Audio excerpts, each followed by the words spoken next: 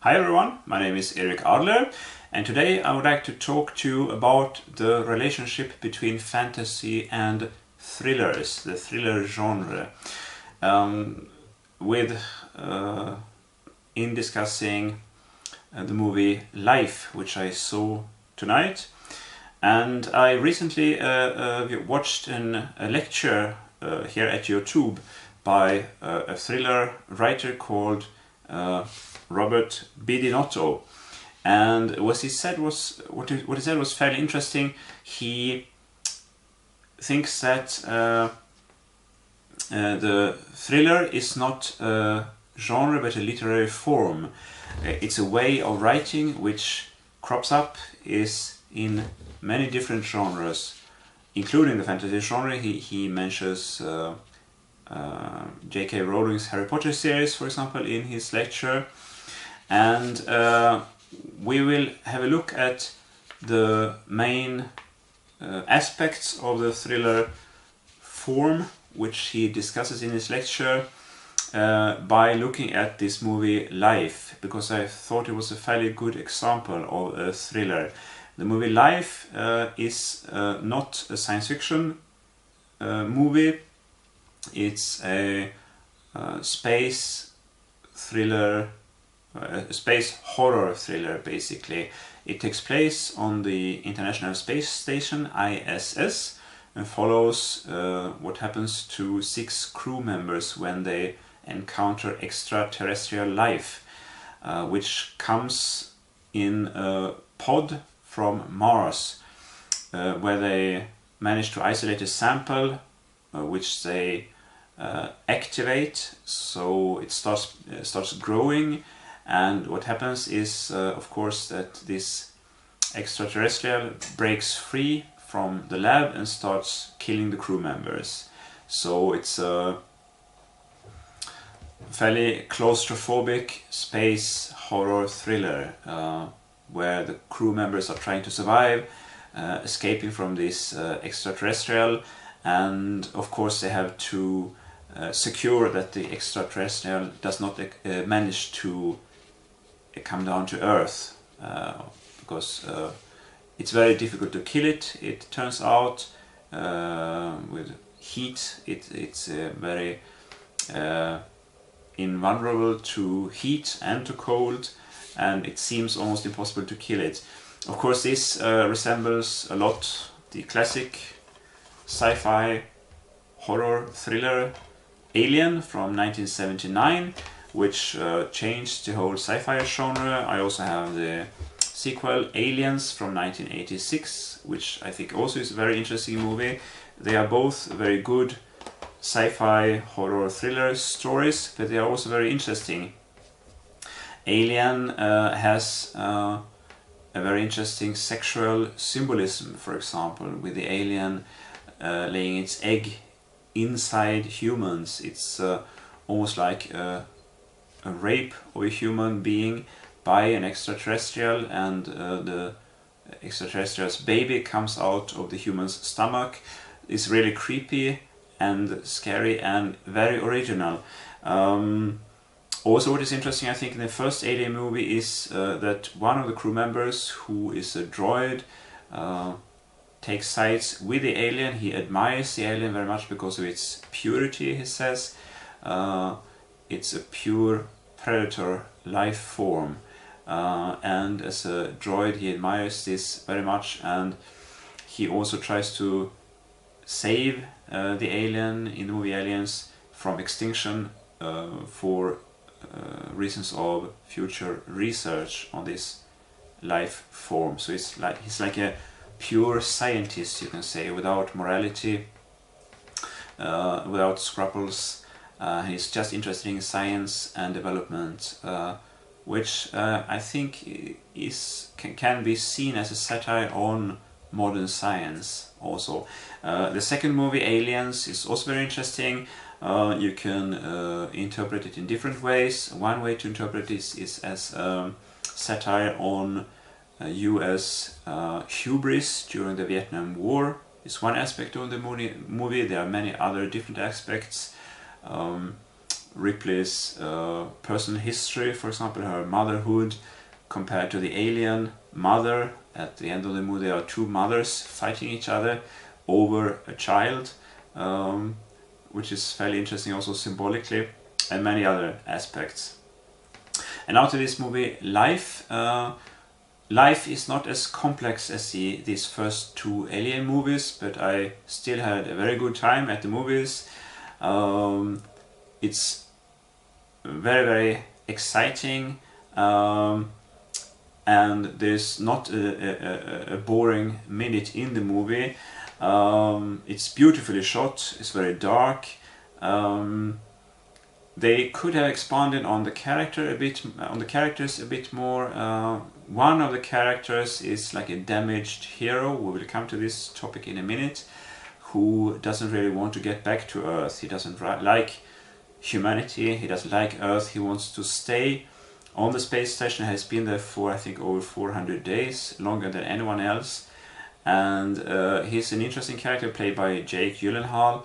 But the other ones are merely survivors trying to survive, trying to save Earth themselves and the space station and Earth from this disaster.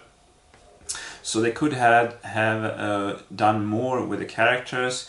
They could, I think, gone more in a philosophical direction with the material. But still, it's a very exciting and interesting movie. Which I don't regret having seen at all, and it made me think. It made me think about fiction in general, also about the fantasy genre. So when I got back home, I watched this interview with Robert Benedetto again, and took down a few notes. And we'll have a look now at the different aspects of the thriller form, which he calls it, that he mentions. And have a look at the movie Life, how this plays out, and if and how this is of relevance to the fantasy genre, which is the genre in which I'm writing. So, the first thing that Benedetto is talking about, which is typical of all kinds of thrillers, are that it's about something extraordinary. He says, you need a startling premise which catches the reader's imagination.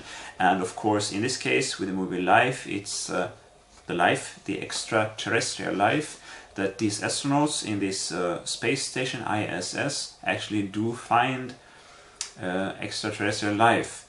They are able to animate a sample which comes from Mars, and it even starts growing and starts interacting with them. At first, apparently peacefully, and later, of course, very hostile.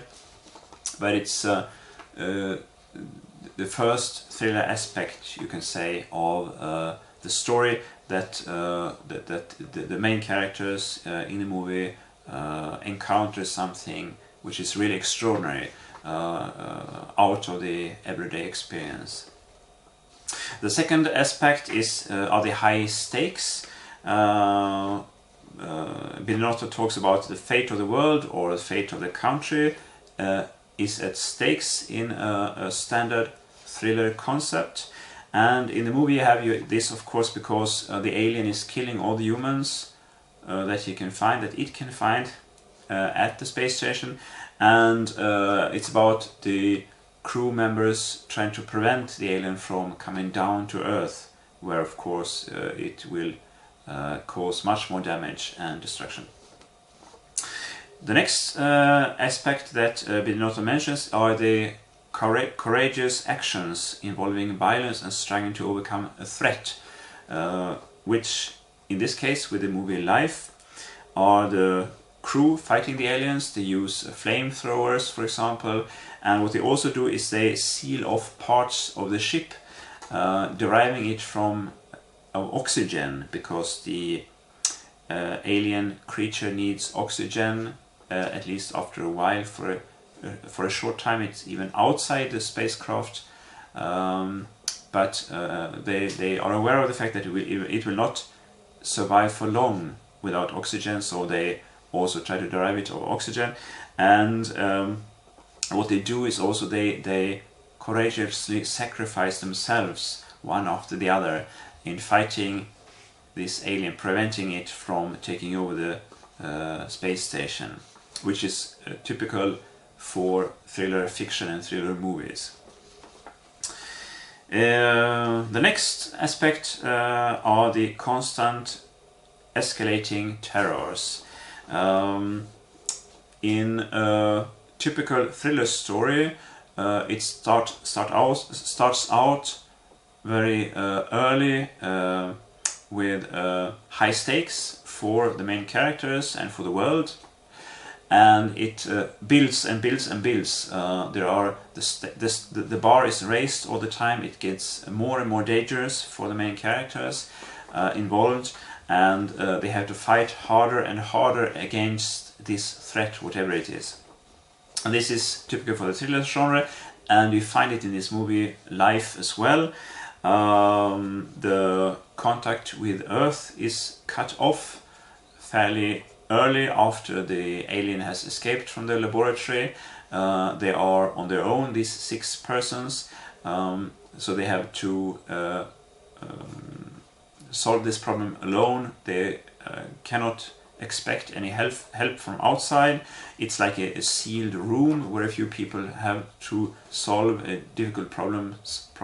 They're not able to get out, and no one else can come in, which also of course is a typical thriller aspect, which gets the adrenaline rushing through the body when you watch this or read such a story, and makes the whole story much more intense, of course. In this case, the free space on the space station is becoming more and more limited because the crew members seal off parts of the ship and deriving it of oxygen, which means of course that they cannot move there themselves, so the space in which they are able to act is becoming smaller and smaller all the time throughout the movie. And of course there are fewer and fewer surviving crew members, which means that the bar is raised because there are fewer and fewer people who are able to fight this alien creature. The last aspect that Binotto mentions is the fast pace. It's often a race against time. There's a ticking clock aspect to a typical thriller story, which of course makes it much more intense, and intensity and intense suspense, of course, is one of the main points that you want to have in a thriller story. In this case, in the movie Life, the ship begins to fall towards the Earth. It goes into the Earth orbit. It gets more and more destroyed, and which of course makes it more and more difficult for the crew members to fight this alien creature. And the surviving crew members have to run for the escape pods, trying to escape from this space station and from the alien, and at the same time, of course, they have to figure out how to stop the alien from coming down to Earth still, of course. These aspects of the thriller story, Binotto says, make for intense story with a mounting suspense and a page-turning reading experience, or of course that you cannot turn off the TV or stop watching the thriller movie. He further distinguishes between a mystery story and a thriller story. A mystery, he says, is often a story about a crime which of course has been committed already. A thriller is much more about the future, the near future, the imminent threat from the monster, the murder, whatever it is.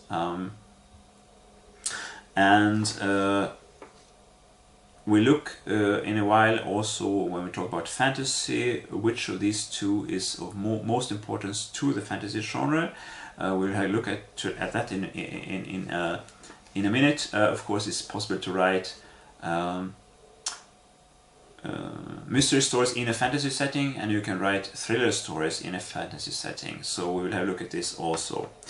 Binotto also talks about different subcategories within the thriller genre. Action adventure, there is international espionage, there is political conspiracy, there are war thrillers, often about World War II, or maybe about the Vietnam War or the Gulf War or something like that. There are psychological thrillers, for example, a classical example of course are the Hitchcock movies like Psycho and others, where there's very little violence or action. It's more the human mind, the terror that comes to the human mind that is in the center of the story.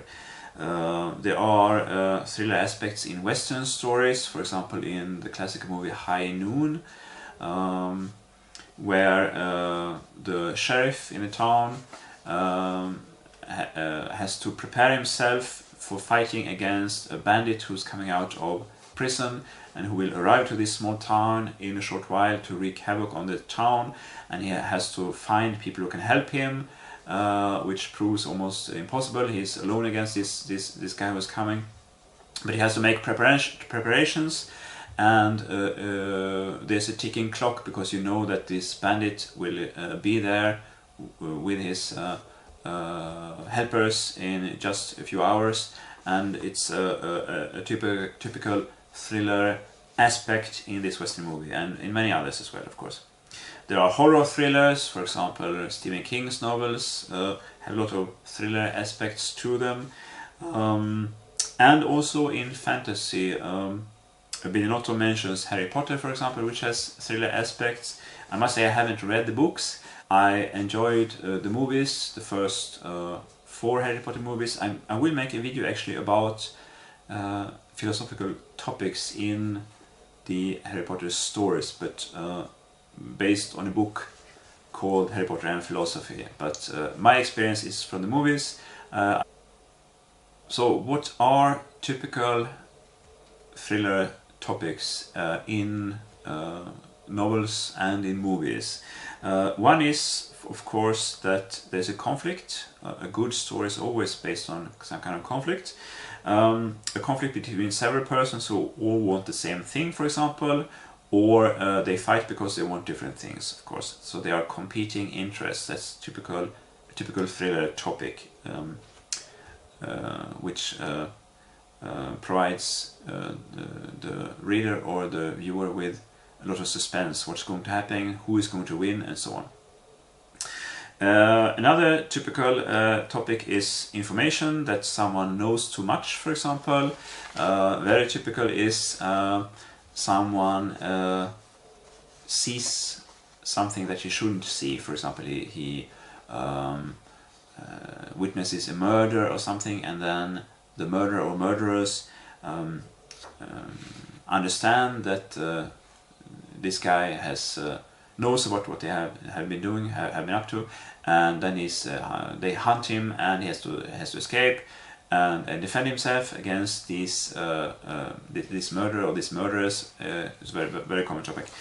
Another thing is are evil plans that must be stopped. For example, this is a case in the movie Life, where the alien creature has to be stopped from going down to Earth and killing a lot of humans. Another thing is the high stakes mission. Binotto talks about Alistair MacLean and the Guns of Navarone, for example, where a small group of soldiers have to go to this, I think, Greek island. I read the books. I read this book decades ago, but this movie as well, I think. And they have to go to this island and taking out these guns. Another one is the secret plot and also the revenge motive. Someone is seeking justice, someone wants revenge because his or her brother or father or mother or wife or daughter or something like that was killed. It's very typical, and this of course makes for a lot of suspense and also strong emotions of hatred, emotions of loss, of longing for the dead person, etc., etc. So this is also very a common thriller topic. Bidinotto also talks about the protagonist in a typical thriller story. There are different kinds of protagonists which are very common. One is the everyman or the loser, which is a very likable character which we can relate to, because we all have experienced not being successful in life, and most of us are fairly ordinary people, and then if you read about an ordinary person or even about a loser who loses everything, and he is thrown into a world of suspense and violence and threats and so on, it's very easy normally to relate to such a character, and it makes it all much more believable, and we very readily side with this character, with him or her, and it gives the story a sense of realism, which otherwise may be lacking if it's a very, very competent, heroic character who never feels any kind of fear, who has no self-doubt whatsoever. It's much more difficult to relate to, and it may give a suspenseful and exciting story, but the question is if it really gets to the heart, if you really feel with this person, if you really sympathize with the person. And if you don't, then it may still be an exciting story, but it's nothing that you really care about. So at the end, often you're left with a sense of disappointment, because it was okay, it was an interesting story, but it was nothing that really spoke to you on a deeper level, to your emotions. And another typical character or protagonist in the thriller stories, therefore, is the damaged hero, which I mentioned already, who has to fight his own inner demons. You have this in the movie Life as well. It's a character called Dr. David Jordan, who is played by Jake Gyllenhaal, who doesn't really want to get back to Earth. He is quite happy on the International Space Station. He's been there longer than anyone else, for I think more than 400 days. He doesn't feel comfortable among other humans except his colleagues, the other crew members on the space station, because there are just a few crew members. But he doesn't like humans, he doesn't like Earth, he doesn't like life on Earth, and so he's not very keen on going back, which makes for an interesting character, of course. On the other hand, you can expect him being prepared to sacrifice himself because he doesn't want to go back. On the other hand, it's the question: is he really prepared to stand up for the other crew members? They could have expanded on this. They could have made him more complex and more ridden by his inner demons. Of course, it's a question of realism as well. Would they really send a guy with real mental problems and mental issues to the International Space Station? I hope they wouldn't. So it's you have this problem as well in the classic Planet of the Apes with Charlton Heston, where Charlton Heston is a cynic. He doesn't really believe in anything anymore, and of course this makes him an interesting character in the movie, but at the same time you ask yourself, would NASA or something like that send such a guy into space in a crew of very few persons, handling a spaceship which cost billions of dollars and so on? Would they really also let such a person with some kind of mental issues or problems with in connecting to other people, would they send him into space? I don't think they would. So and the next typical person you find in a thriller is the competent hero who is thrown into a new environment. And I would say this is the case with the rest of the crew members, the other 5 crew members. There's no droid in this space station because it's not a science fiction story. But the rest of the crew, they are more normal astronauts, you may say. They are very, very competent at what they are doing, but of course they are not prepared to face this alien whom they didn't even know existed. They probably didn't even think that such a being would exist, and this is a completely new situation for them, even that they have been working on this International Space Station for some time, up to 200 or 300 days perhaps, and they are very experienced, but they are not experienced in fighting an alien creature. So it's a completely new situation, and it's interesting to see how they cope with this. And then the last person that Benedetti discusses is the mysterious silent type. You have it in lots of movies with Clint Eastwood from the 60s and so on. You don't have it in this movie, fortunately, because I don't think it's a character who's very interesting. Stephen King uses it for the Dark Tower series, but I listened to the Dark Tower, part of it at least, as an audiobook, and I quickly realized that the character was not interesting at all, at least not to me, because he's just not talking to anyone. When he meets people, he isn't talking to them, and there's very little interaction with other people. And he might be a cool character, and he is certainly good at what he does, but since there's no real interaction and no real emotional life as well, to me that's not an interesting character. But fortunately we didn't have this kind of character in the movie Life.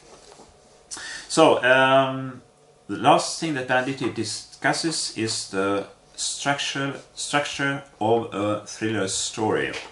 Of course, he talks about the 3-act formula, which is typical in Hollywood nowadays and has been for some time. You have 3 acts, like standard also in a theatrical play or in an opera. First you have the setup, which introduces the main characters, and there's a call to action. And in the movie Life, I would say it's the finding of the alien and the experimenting with this sample, which is the setup. Then we have the second act, or normally the disasters, which are escalating, building suspense more and more. And this, in the movie Life, I would say, is when the alien breaks free from the laboratory and start killing the crew members, and they have to defend themselves and work together to save themselves and the ship, and ultimately all humans on Earth. And then the third act is the climax of the story, which in the movie Life is the struggle of the remaining crew members to leave the space station, get back to Earth, and at the same time to prevent the alien from reaching Earth. They try to get rid of it, and this is the climax and the last part of the story. Okay, how does this relate to fantasy fiction? Benedetti mentions Harry Potter in his lecture, and I think, as far as I know from the movies, this is a good example. But since I haven't read the books, I won't talk anymore about the Harry Potter series.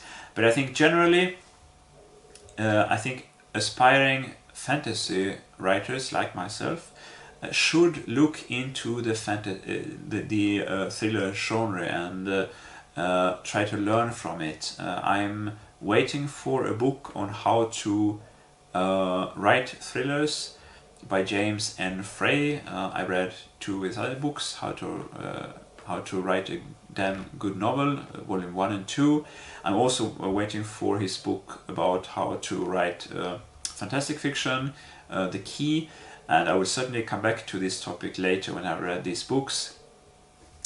But I think that it's always good for a fiction writer, if you write realistic mainstream fiction, if you write westerns, if you write sci-fi, if you write historical fiction, If you write mystery stories, because it's easy to combine mystery stories with thriller aspects, and if you write fantasy, to use aspects of the thriller form, as Benedetti calls it, because it's always good to build suspense in the story. You should always try to write page turners, whatever you write. If you write mainstream realism, as I said, or fantasy or sci-fi or horror or whatever, you should aim at writing page turners, because the reader should always be gripped by the story. Even if you write a very psychological book or a very philosophical novel, you should still be hooked by the story. And you are, if you read the great classics like Dostoevsky, who is of course a very psychological and very philosophical writer, but he also creates suspense, and consciously so, of course. You are hooked if you read Crime and Punishment, for example, by Dostoevsky, which is his most famous book, I believe.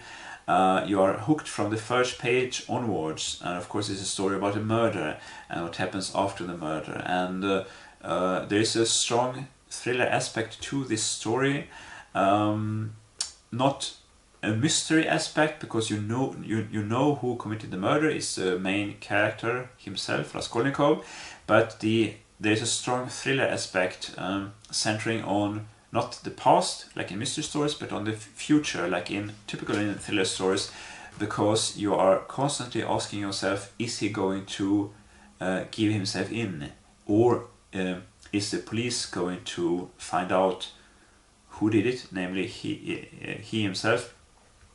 And so is he going to be caught, or is he going to give himself up to the police? And this is a strong suspense element in this novel. It's about 500 pages long or 600 pages long, and you continue reading, you continue turning the pages to find out what is going to happen. It's basically the same as if you read a novel by Dean R. Koontz, for example, like Midnight or Fear Nothing, or some other novel by Dean R. Koontz. Of course, Dean R. Koontz doesn't have the psychological and philosophical depth that Dostoevsky has, but there's the same suspense moment, the thriller moment, the thriller aspect in both Dostoevsky and in Dean R. Koontz. So I think it's a good thing to read Dostoevsky as a fantasy writer as well. It's a good thing to read Dean R. Koontz as a fantasy writer. It's a good thing to read Stephen King as a fantasy writer, and many other novels which have a strong thriller aspect. I heartily recommend it.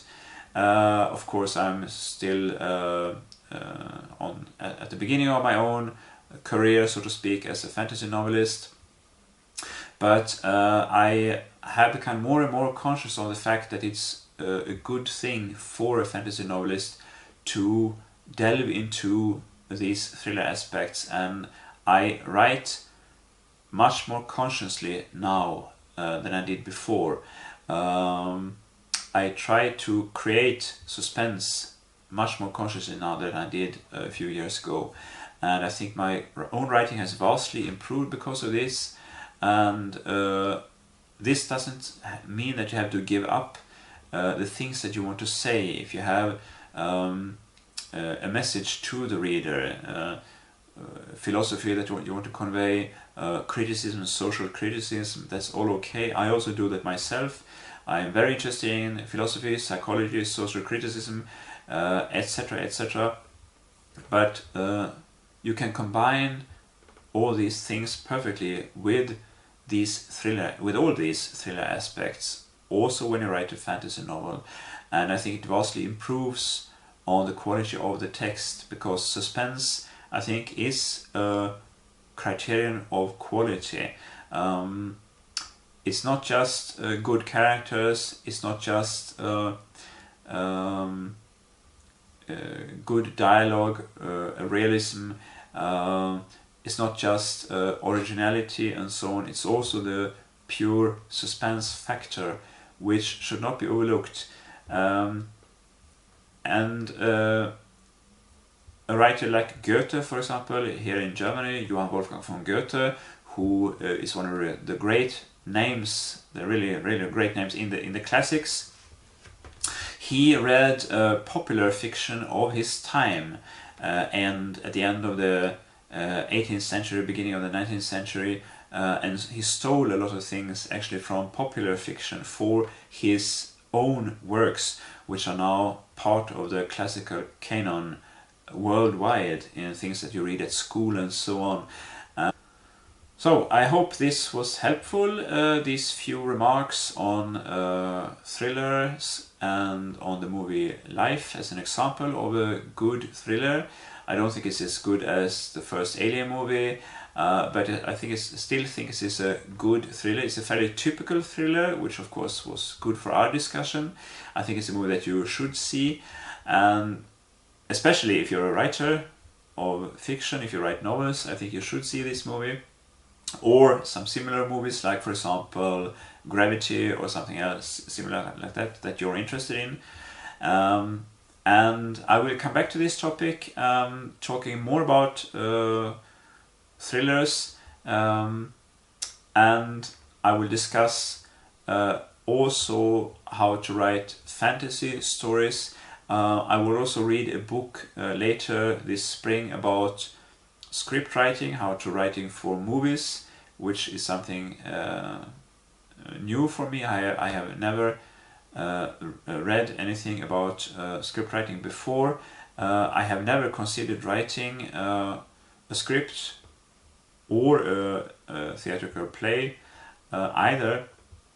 So this is something which is really new for me, but I look forward to reading this book. I will talk about it here also, and I have the feeling that it can also help you to, as a writer of fiction, to improve your style, to write shorter and with more intensity and concentrating on what is important. And I think script writing, of course I have to read the book first, but this is my impression, script writing as well as thrillers are a good introduction to learn how to write concise, short, snappy and exciting and with a lot of suspense.